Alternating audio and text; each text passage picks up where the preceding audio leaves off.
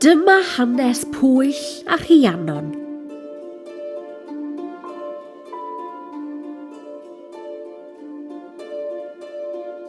Pan oedd Pwyll yn Arberth, penderfynodd ddringo i gopa bryn Arberth.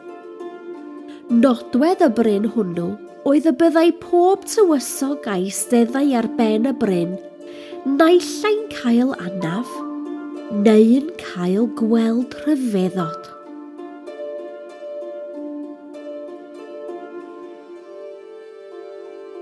Fel yr oedd Pwyll yn eistedd yno, daeth merch heibio ar gefn march mawr gwyn. Gwisgai'r ferch ffroc hardd o sidanwe. Rhedodd un o filwyr Pwyll ar ei hôl mwyn gofyn ei henw, ond ni fedrai ei dal. Bu'r rhaid iddo gyfrwyo'r march cyflymaf yn stablau'r llys mwyn ei dilyn. Ond eto, ni allai ei ddal. Po fwyaf yr ysbardunau'r march, pellaf oddi wrtho yr air ferch. Dyna'r rhyfeddod. Y bore wedyn, digwyddodd yr un peth. Roedd yn amhosib i neb ddod yn agos at y ferch dlos. Y trydydd bore, daeth y ferch i'r golwg eto yn gwisgo'r un wisg ac yn marchogaeth yr un ceffyl. Neidiodd Pwyll ar gefn ei farch, ond na, ni allai ddod yn agos at ei. Aros! Aros! Gwyddodd Pwyll.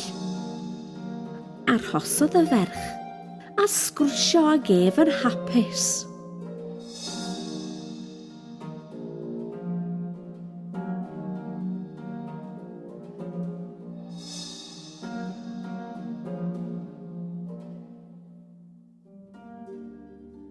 Rhiannon o'i fi. Mae'n had am i mi briodi dyn diflas o'r enw Gwawl. Ond ti rwy fi'n ei garu. Gawn ni briodi. Dyma fy ateb ar ei ben. Pe cawn ni ddewis o holl ferched y byd, ti fyddwn ni'n ei dewis.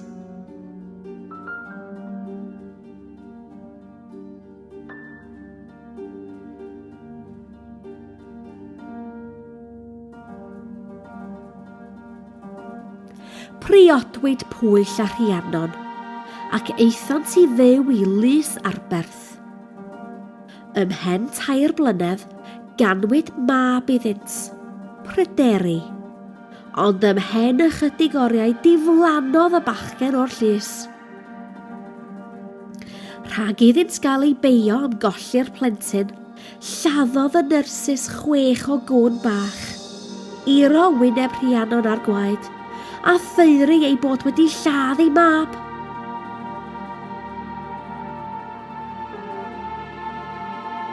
Cos Rhiannon am y drosedd oedd fod yr rhaid iddi aros yn Arberth am 7 mlynedd, a bob dydd roedd hi'n gorfod dweud wrth yr ymwelwyr i gyd am ei throsedd, a chynnig ei cario ar ei chefn i'r llys.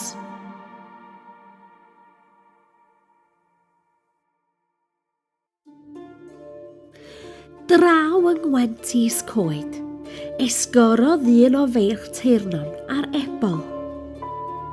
Clywodd teirnon dwrw a gwelodd grafanc fawr yn dod drwy'r ffenest ac yn gafael yr ebol gerfydd ei fwng.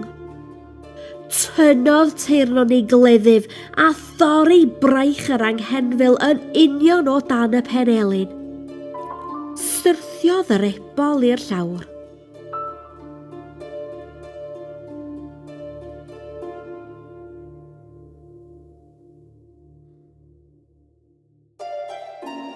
Wrth gychwyn ar ôl yr anghenfil, mawr y feddod, gwelodd teirnon blentyn bach yn gorwedd wrth y drws. Ni wyddai pwy oedd y plentyn, felly magodd ef a'i wraig y bachgen bach am 4 mlynedd. Yna, clwsant hanes Pwyll a Rhiannon yn colli ei plentyn. Edrychodd teirnon ar y bachgen yn graff.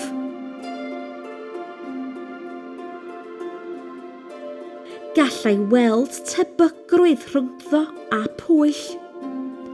Pryderu oedd hwn.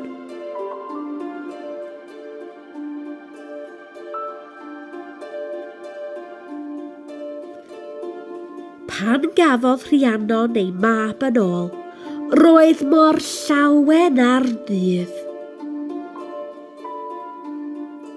Dyma wared fy mhryder i, meddai. Pryderu, dyna enw da, meddai Pwyll. Fe wnawn ei enwi'r bachgen ar ôl be ddywedodd ei fam pan glywodd y newydd da amdano'n dod adref.